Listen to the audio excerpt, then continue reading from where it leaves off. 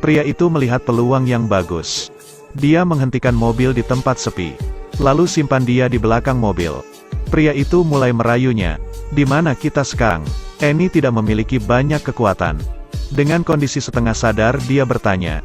Saat dia terbangun, dia sedang berbaring di tempat tidur di rumahnya. Di samping tempat tidur ada foto dia dan mantan pacarnya. Dia terbangun dengan kepala yang sangat sakit. Dia baru sadar bahwa kancing di celananya menghilang 2. Sesuatu sepertinya telah terjadi. Tapi dia seolah tidak mengingat apa-apa. Saat pergi ke kamar mandi, tiba-tiba di pahanya muncul memar. Dengan panik dia menelepon sahabatnya. Dia berkata bahwa kemarin dia tidak minum. "Tapi mengapa aku tidak ingat apa-apa?" Sahabatnya juga mengatakan bahwa dia kemarin mabuk. Jadi dia tidak ingat apa-apa. Ketika sedang berbicara, bel pintu berbunyi.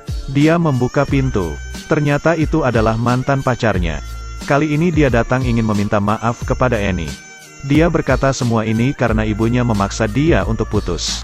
"Aku sangat merindukanmu.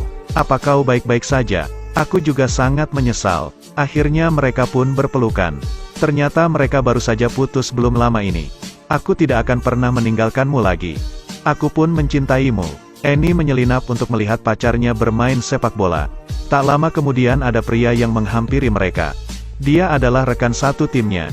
Padahal sudah 3 bulan lulus. Tak lama kemudian seorang gadis muncul. Semuanya terasa aneh. Hari ini dia memberinya kebahagiaan. Marshall dengan semangat mendorong pacarnya ke tempat tidur.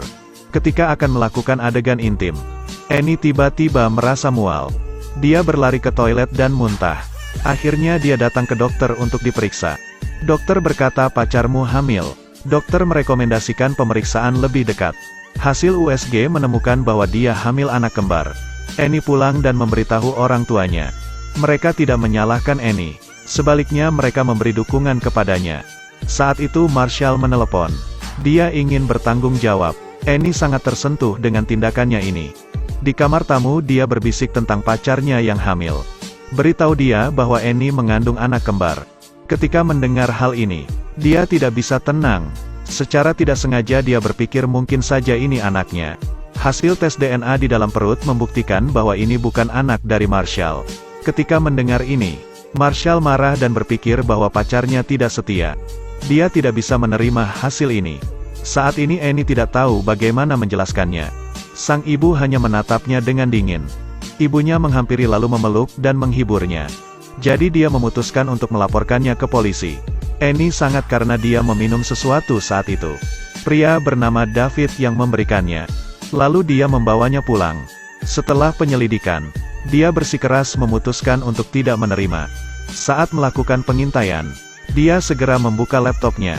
Dia membuka foto untuk mendapatkan membuktikan bahwa mereka adalah pasangan. Tapi bukan itu yang ingin dia lakukan. Hal ini dia anggap sebagai tuduhan. Tiba-tiba dia menerima telepon. Dia mengatakan kepadanya untuk mengaturnya sendiri. Tapi saat melihat foto bersama pacarnya, tepat pada saat itu dia menemukan foto ini. Keesokan harinya Marshall pergi ke sekolah untuk bertanya. "Aku diperkosa hari itu." Dia memohon pacar agar percaya. Setelah Marshall mendengar itu, dia tidak ingin mendengarkannya. "Aku takut sesuatu akan terjadi." Jadi dia menghentikan pacarnya dan mengatakan bahwa hal ini sudah ditangani polisi. Biarkan semuanya diselesaikan oleh polisi. Setelah meninjau hasil tes DNA, dia datang menemuinya. Sebutkan bahwa David adalah ayah dari bayi itu. Tapi bukti tidak cukup untuk menuntut. Sang ayah memarahinya karena tidak menjaganya dengan benar. Orang seperti itu hanya mempermalukan keluarga saja. Dia berjanji bahwa kali ini dia akan bertanggung jawab. Saat itu teman sekelasnya melihat dia memasukkan pil ke dalam minuman. Dia takut dirinya akan menuntut. Dia segera memperingatkannya, tetapi dia tidak takut untuk mengatakan semua kebenarannya. Ayahnya mengancam Drake untuk tidak membiarkannya bermain sepak bola. Jika dia berani mengatakan kebenaran ini, dia akan membuat hidupnya tidak damai. Dia mencari temannya untuk berbicara. Drake sedang diintimidasi sehingga tidak mengatakan yang sebenarnya. Dia tidak dapat membantu karena tidak cukup bukti. Ayahnya mengundang semua orang ke villa untuk bernegosiasi. Saat mereka berada di ruang tamu, secara diam-diam dia menuangkan obat hamil ke dalam cangkir Annie. Dia memegang segelas air dan meminumnya. Dia sama sekali tidak berpikir bahwa ini sudah dicampur dengan racun. Untuk menyembunyikan kejahatannya, Ayahnya mengeluarkan lembaran itu dan berkata jangan mencela anaknya. Dengan begitu dia akan diberi kompensasi. Melihat jumlah uang yang banyak, dia tetap tidak menginginkan uang itu. Tunggu sebentar. Dia sangat menginginkannya. Jika kalian tidak dituntut, apakah ini menjadi milikmu? Dia ingin menggunakan cek ini untuk berkompromi. Sang ayah tidak bisa. Apa yang dia lakukan padamu? Apakah kamu pikir bisa melakukannya karena uang? Uang dapat menutupi kebenaran. Berapa banyak orang yang melakukannya sepanjang hidup mereka? Dari mana kamu mendapatkan uang ini? Inilah jawabannya. Sesampainya di rumah, Annie berkeluh kesah kepada ibunya. Tapi begitu dia selesai berbicara, tiba-tiba dia merasa sakit perut yang parah. Beruntung dia tepat waktu dibawa ke rumah sakit. Dia tahu pasti ini karena ulah David. Dia sengaja memposting gambar USG kepada teman-temannya. Beritahu bahwa anak ini adalah berkah yang luar biasa. Jadi ini sudah bukan hal baru lagi. Di mata David ini bukan kabar baik. Karena untuk menemukan bukti, mereka sengaja menggantungkan tanda itu di sekolah. Untuk memprovokasinya, sekarang Annie sedang bermain dengan pacarnya. Dia mendongak dan melihat lampu. Itu mengingatkannya pada waktu dia pingsan. Muncul sosok yang tampaknya dia kenal. Segera diselidiki dari kamera lapangan. Dia telah melihat siapa yang mengangkatnya. Masukkan Annie ke kursi belakang untuk melecehkannya. Buktinya sangat jelas. Dia segera pergi untuk menangkapnya. Pada titik ini dia panik dan tidak berkutik. Ayahnya juga tidak tahu harus bagaimana. Apalagi reputasi buruk ini menyebar dengan sangat cepat. Demi perusahaannya, meskipun ayahnya adalah pemilik saham utama, tapi itu tidak menjamin apa-apa. Sang ayah justru memarahinya karena telah memperlakukan nama keluarga.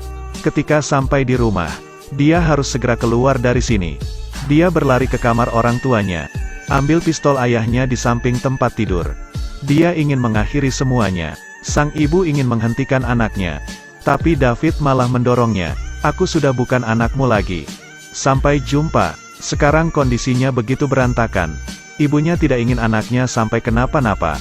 Dia dipanggil oleh sang ayah dan menyuruhnya untuk segera kembali. Tapi sekarang David melakukan sesuatu yang nekat. Karena hari ini dia sedang sakit, sehingga dia tidak bisa melakukan perlawanan. Apa kau sudah gila? Apa yang ingin kau lakukan? Di saat David lengah, Annie meraih sepanci air panas, lempar ke wajah David lalu kabur. Tetapi karena badannya berat, dia segera tertangkap. Aku tidak akan membiarkan anak ini lahir. Tepat ketika dia hendak menarik pelatuknya, tiba-tiba ayahnya datang dan menghentikannya. Tidak ada yang melihat kejadian ini selain mereka bertiga. Dia berlari mengambil pistol di tangannya. Pada saat ini David menembak perutnya. Dan dengan perlahan ayahnya mulai terjatuh. Pacarnya datang tepat waktu. Marshall segera melindungi Annie. Saat ini Annie melahirkan sepasang anak kembar yang tampan. Marshall juga sudah tidak peduli apakah anak itu anaknya atau bukan. Sekarang ibunya hanya hidup sendirian. Dia datang ke rumah karena ingin melihat cucunya. Tapi ibu Annie tidak setuju. Suamiku sudah mati. Anakku juga menghabiskan sisa hidupnya di penjara. Aku tidak punya siapa-siapa lagi selain cucunya. Melihat wanita itu sangat menyedihkan. Akhirnya dia mengizinkannya. Dengan percaya diri dia memeluk bayi itu. Kau sangat mirip dengan ayahmu. Tunggu sampai kau tumbuh dewasa. Kau akan menjadi kebanggaan keluarga. Cerita pun berakhir.